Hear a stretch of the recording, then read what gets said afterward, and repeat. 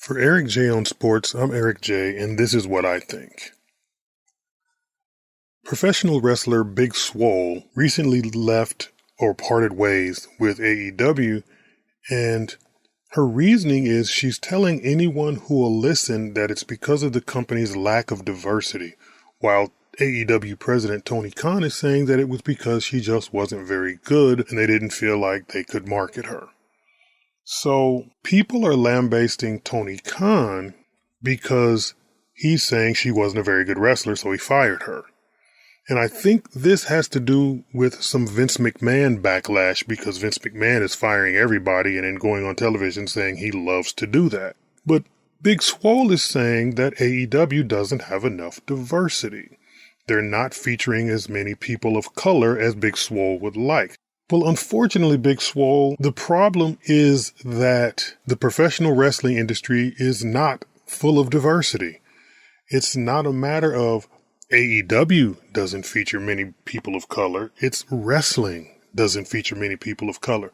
Because if you think about AEW's 3-year history of their 4 world champions, their 5 tag champions, their 4 women's champions, and their 5 TNT champions, there's been a few people of color. Scorpio Sky was a part of the first AEW World Tag Team Championship combination, and he's African American. Nyla Rose was the second ever AEW Women's Champion, and she's African American also. Have there been African American World Champions? No. Have there been African American TNT Champions? No.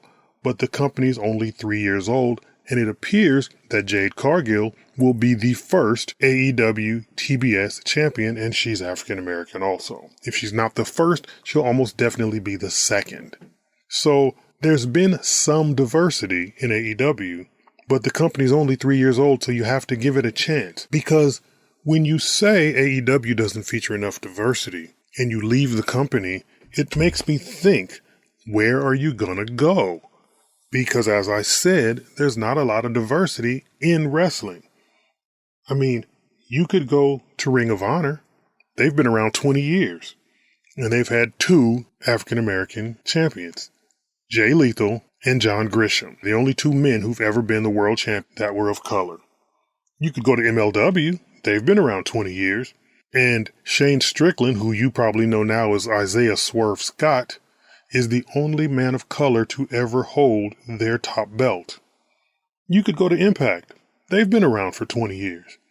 And the only people who've ever held their top title is Ron Killings, Bobby Lashley, Rich Swann, and Moose in 20 years. And they've had 1 woman of color Knockouts champion. WCW was around for 20 years from the time it separated from the NWA to the time it was bought by WWE. And all they offered was Ron Simmons and Booker T. So where are you going to go? Maybe you can go to the NWA. The National Wrestling Alliance, they've been around for 73 years. And you would think that a company that's been around that long has a long history of diversity and people of color and the whole thing. But the only people who've ever been World Heavyweight Champion in the NWA were Bobo Brazil, and his title reign isn't even recognized, and Ron Killings, but Ron Killings' title reigns were under the TNA Impact banner, so you can't count him twice. Maybe you're thinking about going to WWE, McMahon Land, because you think in McMahon Land there's diversity. Big Swole, I'm sorry to say that in WWE, there's not as much diversity as there is anyplace else. That company's been around 70 years, and the only people of color who've ever held their top titles were Booker T, Mark Henry, Big E, Kofi Kingston, Bobby Lashley. Each of those men held the world championship 1 time. You can count The Rock because he's half black. But as far as full African Americans, you've got 5 men who've held the world title 1 time each. A lot of tag teams, a lot of intercontinental titles, things like that. But on top of the company, 70 years, 5 guys. 1 title reign each. Or maybe you look at the women, the divas, whatever you want to call them. Jacqueline held their title 1 time. Jazz held the title 1 time. Alicia Fox held the title 1 time. Bianca Belair has had it 1 time. Naomi has had it twice. Charlotte is already up to 13.